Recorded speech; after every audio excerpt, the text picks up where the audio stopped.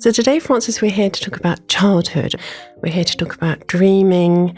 And throughout your universe, we can sense with the way you work, your creations and products, or when you enter a Maison Francis Kurkdjian boutique, there's this desire to make people dream. It's like a state of mind that you want to convey. Can you talk to us about this? It's just a state of mind, and this is what I love about it. It's not about the expense. It's not about who you are and where you're from. It's affordable, it's approachable. And I really, really love that. Because nowadays, basically, if you don't have the right smartphone, if you don't have the right shoes, we're in boxes and we're told what to think, what to do. When you do the step out, when you step outside of all that, the universe is much bigger, much brighter, more beautiful. The same way you can be amazed because you look up and you see a funky cloud in the air, or you look down and you see the mirroring of something, which is sometimes very beautiful. I love those little things. I really love that. Sounds like you do this very naturally, but how do you enter that state of looking at the world through the eyes of a child? You know, creation keeps you young. Or to be creative, you have to stay young. Because it's about going somewhere you don't know. It's about opening paths, opening doors you have never seen before. Because if you have the feeling that you saw it, or if you have been there, it means that it's not creation, it's recreation. So being creative is always a challenge to discover new things, and it keeps you young.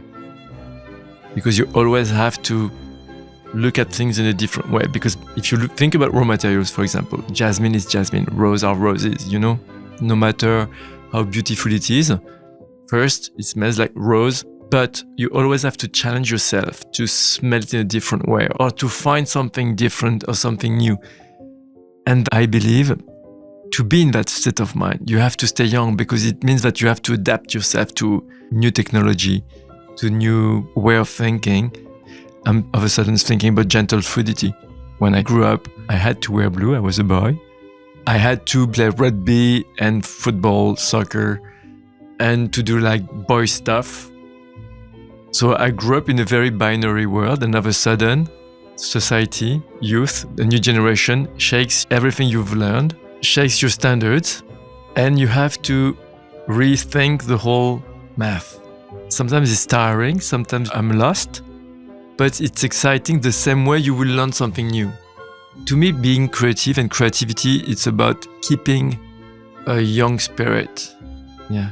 Francis, your latest perfume, Kurkdjian, is named after a playful and slightly cheeky nickname that a friend of yours gave you. It's not a perfume for kids, but the name and the details on the packaging evoke childhood. Can you tell us more about the concept behind this scent? Within the Maison, we have, I would call them serious perfumes, like Rouge 540, Grand Soir, Oud Satin, A-Pomme, Gentle Fluidity. They're like bold statements. And I love those statements. I really love them. You can create a very good perfume, a very bold perfume without taking it too seriously. And I think Kurkdjian is about that. I think it's a statement because when you smell it, you can become totally addicted to it. It's like being addicted to something very light and bright and easy. Not everything has to be dramatic. It's like basically a pair of jeans, you know? Jeans are not dramatic in a wardrobe, but when you find the right cut, when you find the right shape, you become addicted to those ones. Kurkdjian is a bit like that. It's kind of a unpretentious red perfume. And to me, this is very much what Kurkdjian is about. This is very much the idea of spraying, feeling, smelling something that basically you wanted to wear, but for many reasons, because you're an adult, you almost were afraid to wear. And the idea of Maison is to have the choice, and it will be always like that. It's about that idea of freedom. When you're a kid, you have a sense of freedom, I think. And what does it smell like? Can you present the perfume? Kurkdjian is hard to describe. It smells like mouth-watered candies. Candies you already have in your mouth. Mouth-watered candies, they've already melted down a bit. Yes, and that little sparkle. So they're not like sweet as candy can be sweet. They're tutti frutti, like multicolored. I mean, it's going to be a love-hate perfume, totally. Very musky, totally white musk. Not floral at all, not woody at all. That little thing. And when I was a kid, I loved candies. Still now. You've got a sweet tooth. A lot. I have a sweet tooth. Big time. Like those multicolored candies and different type of jellies and different type of textures. And Kurkdjian is all about that. Because when you grow up, it's like you can't eat candies anymore. You grow up, so there are many things you can't do. I love, for example, building castles on beaches. Sand castles. I'm very good at that. What connecting with our inner child bring us? It's not about grounding, it's just about connecting to who you are and not forgetting your dreams. I think it's very important because life can be tough for so many reasons. I was a kid with dreams, and sometimes because of many things around you, you tend to forget those dreams. And I am lucky in a way, and I measure my luck, that to them I am able to connect to my mini-me and to measure about, did I fulfill my dreams? Is there anything I forgot down the road? Maybe because I'm a period of time. At my age, I'm 50 plus now, 55. Maybe it's also that you're halfway there, you know? For me, it's also time to look back and to say, okay, are you happy about the journey as a perfumer, as a human being, as a friend, as a lover? And Kurkdjian is a way to thank life, you know? It's a way to thank everybody.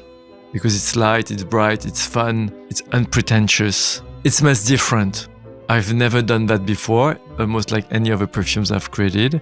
This one has a little tweak, it has a little thing. It's fun, it's unexpected. And I think this is also what connects Kurkdjian to childhood. Unexpected would be a right word. What's so inspiring about a child's way of looking at the world?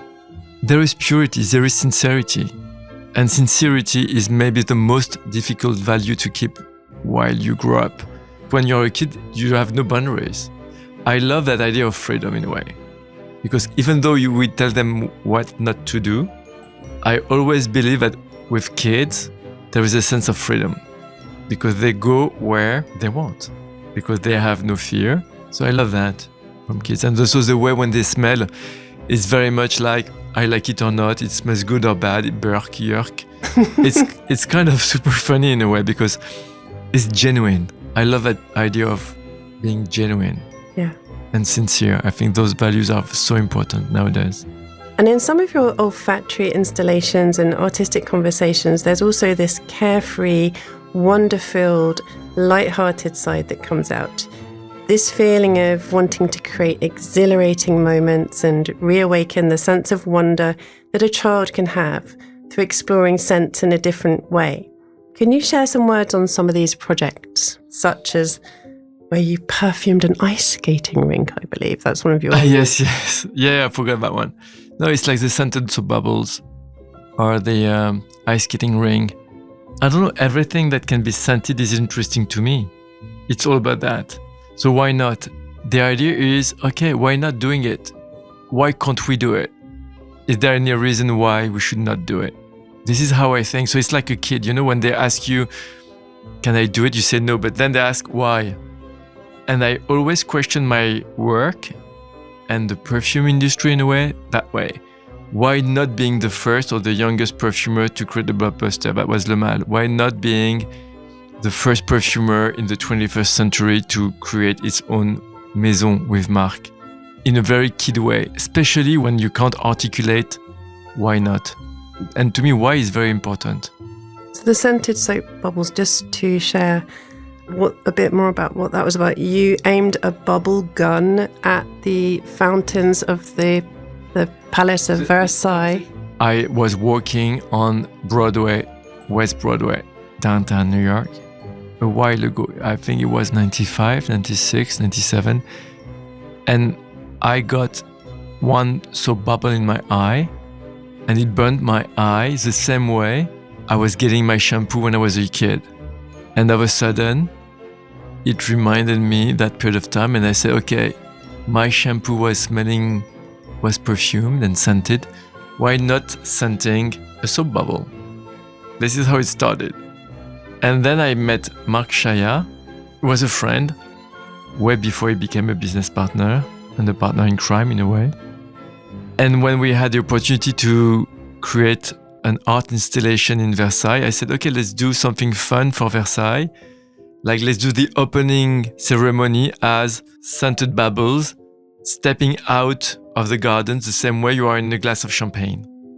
And let's do it with fruits because it's a very popular event with kids. So the idea was not just to smell like champagne, it was the opposite. It was to make it very fun, whimsy, different. And all of a sudden, I think it was at 9 p.m. sharp, you had all those bubbles getting out of the ground. You had the feeling of being immersed in a bottle of champagne, in a way, with like bubbles smelling like strawberry and melon and pear. That was super fun. And it started like that. So it's this idea of releasing the fragrance out of the bottle and creating experiences that are unexpected. Yeah, it's like totally unexpected to me. Be where people don't expect you.